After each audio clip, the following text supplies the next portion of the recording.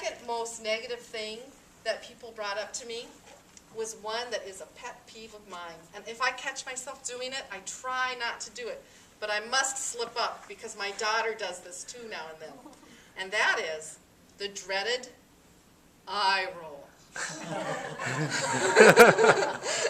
How many of you, especially, when I really hate to see it, is among married couples.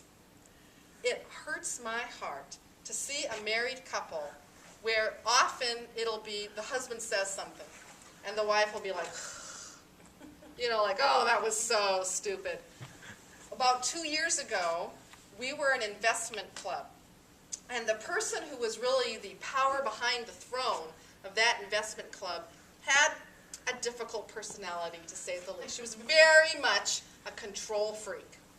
And she had ways that she thought things should be done. During this club, people would read reports on various stocks that they had researched. And if someone read a report in a manner that she thought was inappropriate, now the person, mind you, he's reading his report, so the rest of us can kind of see what's going on. She would be like, and I thought, is it any wonder we disbanded 2 years ago? She was so disrespectful. That eye roll is a sign of disdain.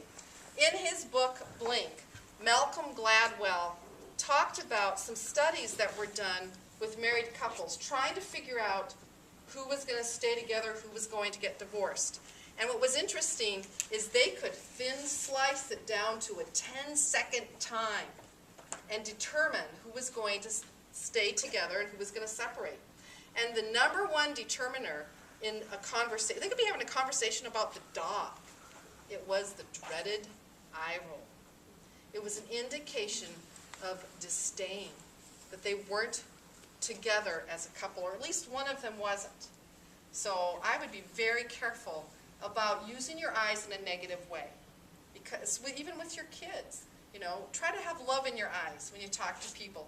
Love in your eyes when you talk to strangers. Ah, there you are, old friend.